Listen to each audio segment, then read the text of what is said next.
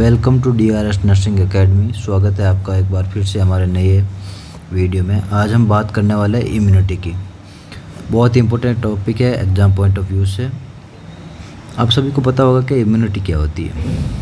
Immunity का मतलब है कोई भी बॉडी में फॉरेन एंटीजन का बॉडी में एंटर करना। जब भी बॉडी में फॉरेन एंटीजन एंटर करेगा उसके खिलाफ बॉडी एंटीबॉडी बनाती है। एंटीबॉडी बनाती है तो अपन को इम्यूनिटी प्राप्त होती है। बेसिक सा फंडा है। फॉरेन बॉडी कोई भी हो सकती है। फॉरेन बॉडी माइक्रो ऑर्गेनिज्म हो सकते हैं, कोई धूल के कण हो सकते हैं, कोई वुड का लकड़ी का टुकड़ा हो सकता है, कोई भी हो सकता है। ऐसा पर्टिकुलर कुछ नहीं है कि माइक्रो ऑर्गेनिज्म भी। ठीक है, बात करते हैं टाइप्स ऑफ इम्यूनिटी की। Types of immunity. इम्यूनिटी 3 प्रकार की होती है। एक इन्नेट इम्यूनिटी, दूसरा होती है एक्वायर्ड इम्यूनिटी और तीसरा है मिसलेनियस इम्यूनिटी। मिसलेनियस इम्यूनिटी इनके भी सब डिवाइड है।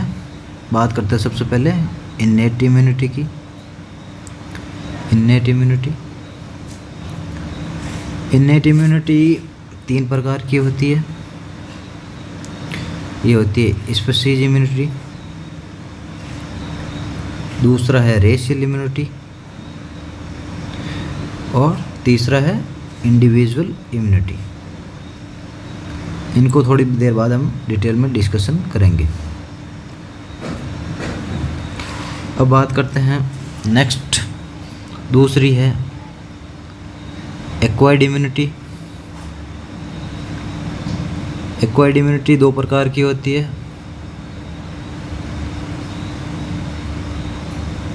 Active and passive. इसके फिर से सब डिविडेशन है। नेचुरल और आर्टिफिशियल। और पैसिव के भी नेचुरल एंड आर्टिफिशियल। तीसरी इम्यूनिटी है मिसलेनियस इम्यूनिटी। मिसलेनियस इम्यूनिटी इसमें आती है हर्ड इम्यूनिटी,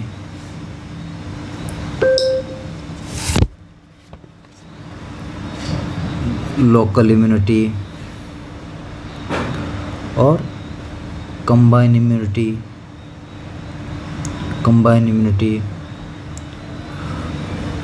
और चौथा है अडैप्टिव इम्यूनिटी। अब हम इनको एक एक करके डिटेल से डिस्कशन कर बात करते हैं। सबसे पहले इन्नेट इम्यूनिटी। इन्नेट इम्यूनिटी वो इम्यूनिटी होती है जो हमें जन्मजात मिलती है, यानी जब हम पैदा होते हैं तब से।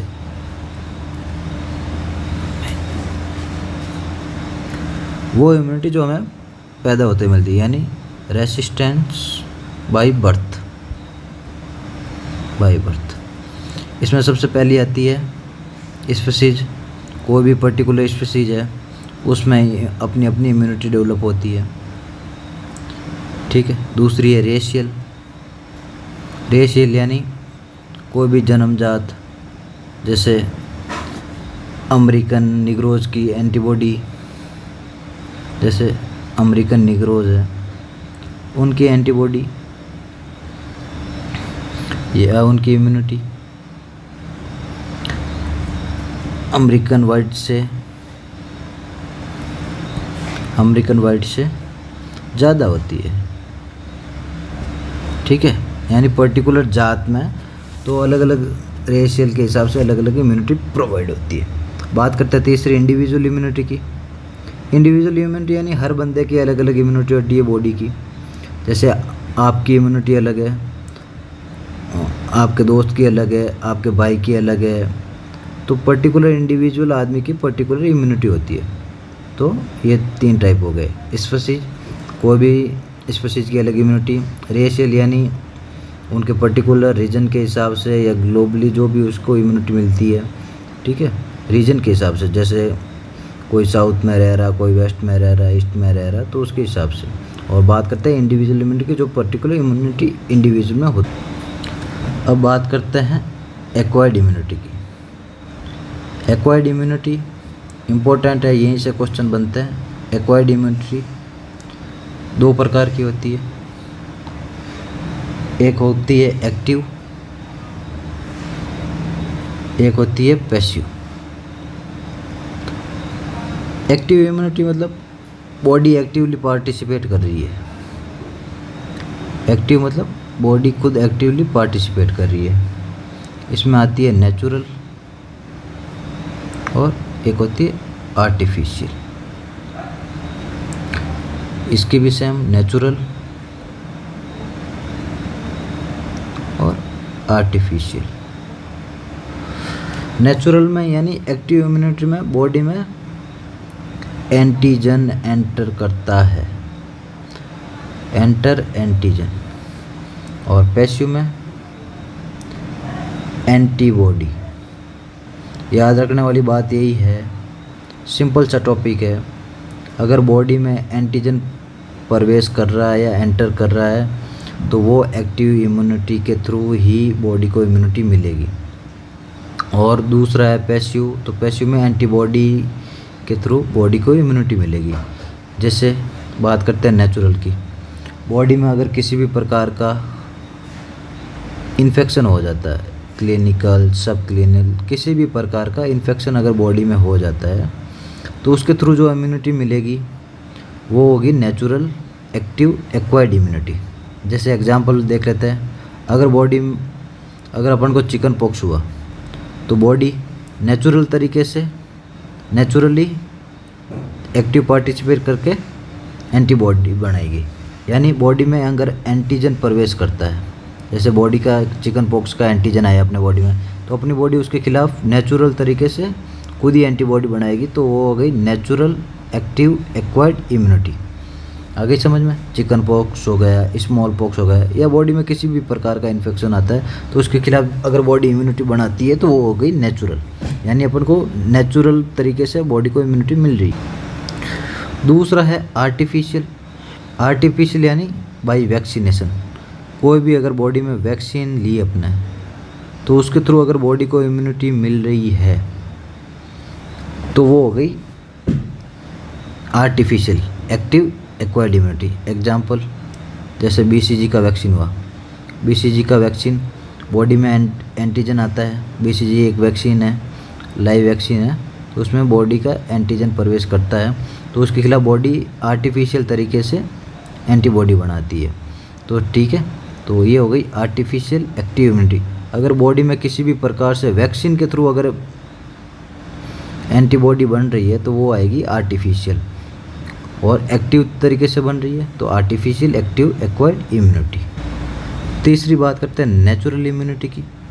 नेचुरल इम्यूनिटी यानी पैसिव का प्रकार है वापस नेचुरल, तो ये किसी दूसरे बंदे से नेचुरली मिली है, यानी प्लेसेंटा से हो सकता है, प्लेसेंटा से, ब्रेस्ट मिल्क से हो सकता है। तो मिल तो मदर से रही है, किस तरीके से मिल रही है? बाई प्लेसेंटा मिल रही है, मदर के मिल्क से मिल रही है, तो ये नेचुरल है पर पैसिव है, यानी बॉडी खुद वर्क नहीं करी, किसी और के थ्रू एंटीबॉडी हमें मिले, तो ये आ गया नेचुरल पैसिव एक्वायर्ड इम्यूनिटी, जैसे IgA। ठीक है, आगे बात समझ। अब बात करते हैं दूसरी आर्टिफिशियल पैसिव एक्वायर्ड इम्यूनिटी की। इसमें बॉडी में रेडीमेड एंटीबॉडी यानी बन बनाई एंटीबॉडी मिल रही है, जैसे कि ह्यूमन इम्यूनोग्लोबिन्स,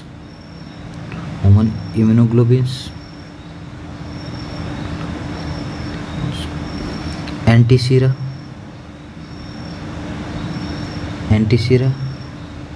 एंटीटॉक्सिन्स, ये सारे बन बनाई इम्यूनिटी है, तो ये आर्टिफिशियल हो गई। और पैसिवली अपन के बॉडी में एंटीबॉडी को एंटर करवा रहा है। तो आर्टिफिशियल पैसिव एक्वायर्ड इम्यूनिटी। यहाँ से पूछते हैं, अगर अपन को क्वेश्चन क्या पूछते हैं कि अगर किसी पेशेंट को बीसीजी का वैक्सीन लगा है, बीसीजी का वैक्सीन दे रहे हैं, तो उसको कौन से रूट से इम्यूनिटी प्रोवाइड हो रही है।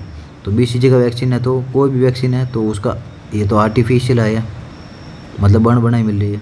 और बॉडी में क्या डाल रहे हैं, एंटीजन डाल रहे हैं, तो ये हो गया आर्टिफिशियल एक्टिव एक्वायर्ड इम्यूनिटी। आ गई बात समझ में, एक्वायर्ड इम्यूनिटी।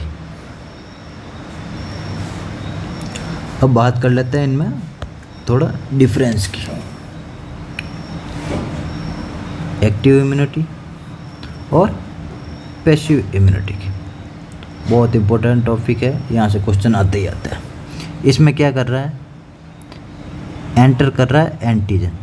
क्या है, अगर एंटीजन एंटीबॉडी की बात आपको समझ में आ गई तो क्वेश्चन यहाँ से गलत नहीं होगा आपके, है ना। तो इसमें एंटर एंटीजन करता है, इसमें कौन कर रहा है, एंटर एंटीबॉडी, यानी बॉडी हम एंटीबॉडी एंटर करवा रहे हैं। दूसरा है, इसमें इम्यून सिस्टम एक्टिवली पार्टिसिपेट हो रहा था आपका, इम्यून सिस्टम एक्टिव पार्टिसिपेट। इसमें बॉडी को रेडीमेड एंटीबॉडी मिल रही है, तो इसमें इम्यून सिस्टम एक्टिवली पार्टिसिपेट नहीं करता, अब्सेंट होता है। बात करते हैं, इसमें लेटेंट फेज प्रेजेंट होती है, यानी लेटेंट फेज प्रेजेंट होती है। इसमें लेटेंट फेज अब्सेंट होती है, लेटेंट फेज अब्सेंट। अब आप समझोगे कि लेटेंट फेज क्या है, तो इसका हम थोड़ा सा बता देते हैं। बात करते हैं लेटेंट फेज की। What do mean by latent phase. आपको पता ही है कि एक्टिव एक्वायर्ड इम्यूनिटी में एंटीजन बॉडी में प्रवेश कर रहा था, एंटीजन बॉडी में प्रवेश कर रहा था तो उसके खिलाफ एंटीबॉडी बनेगी, और एंटीबॉडी बनेगी तो इम्यूनिटी प्राप्त होगी। ठीक है, इसी फेज को कहते हैं लेटेंट फेज है। यानी at the time duration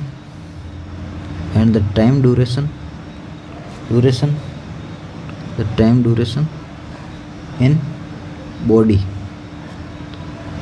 the antigen enter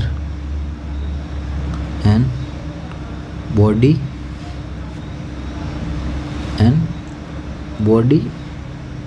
produce antibody. यानी बॉडी के अंदर एंटीजन डालने के बाद अगर एंटीबॉडी बनने तक का समय लेटेंट फेज कहलाता है। यानी आपके बॉडी में माइक्रो ऑर्गेनिज्म आया, उसके 10 दिन बाद अगर एंटीबॉडी बनेगी तो ये 10 दिन का टाइम ही लेटेंट फेज कहलाता है। आगे बात समझ, जैसे एग्जांपल देख लेते हैं इसका एक। जैसे मीजल्स होता है, मीजल्स की वैक्सीन लगने के बाद 11 दिन बाद एंटीबॉडी बनती है, तो 11 दिन हो गए लेटेंट फेज के। यानी after 11 day measles vaccine immunity produce करती है, 11 डे एंटीबॉडी प्रोड्यूस। ठीक है, आगे बात कर लेते हैं चौथे पॉइंट की। इसमें मेमोरी सेल, यानी बॉडी में एक बार चिकन पॉक्स हो गया तो लाइफ टाइम तक उसके खिलाफ मेमोरी प्रेजेंट होती है, यानी दोबारा इन्फेक्शन नहीं होता। आपने देखा होगा कि चिकन पॉक्स और स्मॉल पॉक्स का एक बार इन्फेक्शन होने के बाद लाइफ टाइम तक उसके खिलाफ एंटीबॉडी यानी मेमोरी सेल प्रेजेंट होती है। जैसे ही स्मॉल पॉक्स का एंटीजन बॉडी के अंदर एंटीबॉडी पहले से बनी है उसको डिस्ट्रॉय कर देगी।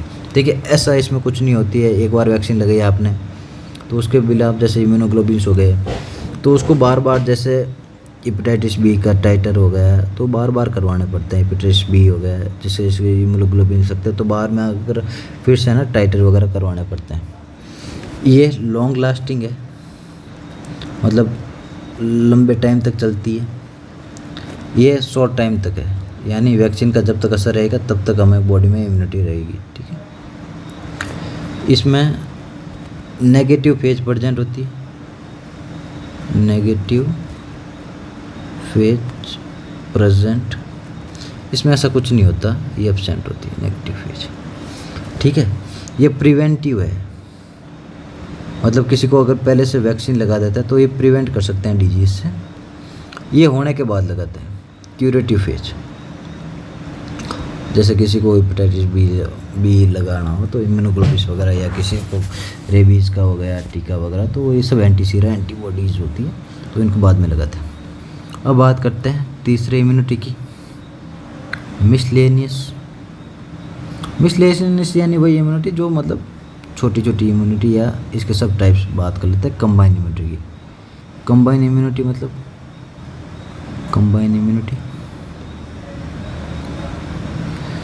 एक्टिव और पैसिव इम्यूनिटी दोनों, एक्टिव प्लस पैसिव, अगर दोनों कंबाइन हो जाती है तो उसको कंबाइन इम्यूनिटी। एक्टिव भी पर्टिकुलर पार्टिसिपेट करती है, पैसिव इम्यूनिटी भी पार्टिसिपेट करती है, तो ये कंबाइन इम्यूनिटी के टाइप्स हैं।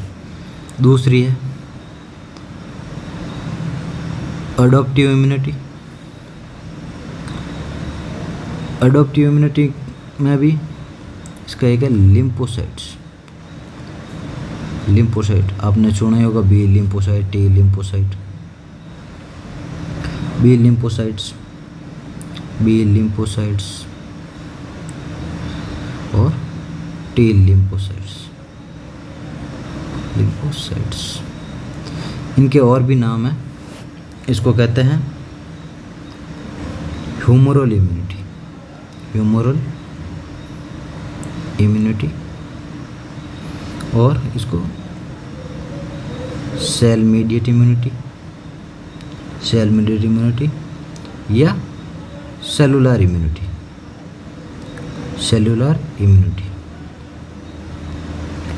ठीक है, ह्यूमरल इम्यूनिटी या बी लिम्फोसाइट इम्यूनिटी कब होती है, मतलब एक्टिवेट कब होती है, जब बॉडी में एक्यूट इन्फेक्शन होगा, तब बॉडी में बी लिम्फोसाइट रेस्पॉन्स करेगा, बी लिम्फोसाइट रेस्पॉन्स। और टी लिम्फोसाइट या सेलुलर या सेल मीडिएट इम्यूनिटी जब बॉडी में क्रोनिक इन्फेक्शन होगा, तब ये रेस्पॉन्स करेगी। बात करते हैं लोकल इम्यूनिटी की। लोकल इम्यूनिटी यानी बॉडी में पर्टिकुलर किसी साइट पे इम्यूनिटी का बनना, जैसे कि नेज़ल नोज़ में, या आपके स्टोमक में, या आपके रेस्पिरेटरी ट्रैक में, इस सब पर्टिकुलर लोकल साइट में जहाँ इम्यूनिटी प्रोड्यूस होती है, तो उसको लोकल इम्यूनिटी कहते हैं। चौथा है हर्ड इम्यूनिटी। बात करते हैं हर्ड इम्यूनिटी की, यानी ओवरऑल रेसिस्टेंट इन पर्टिकुलर कम्युनिटी।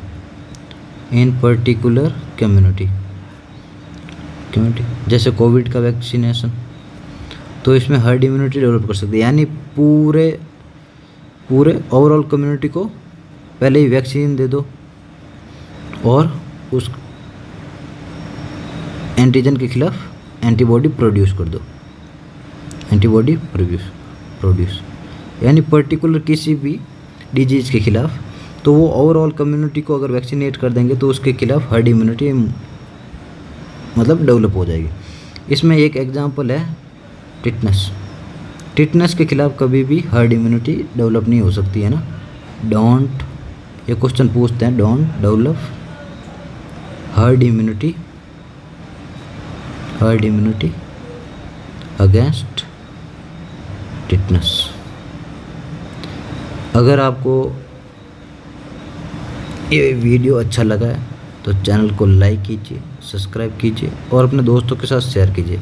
यहाँ से ज़रूर 1-2 क्वेश्चन बनेंगे नॉर्थ सेट में, स्टेट गवर्नमेंट के एग्ज़ाम में, CHO में, हर प्रकार के एग्ज़ाम में यहाँ से क्वेश्चन बनेंगे।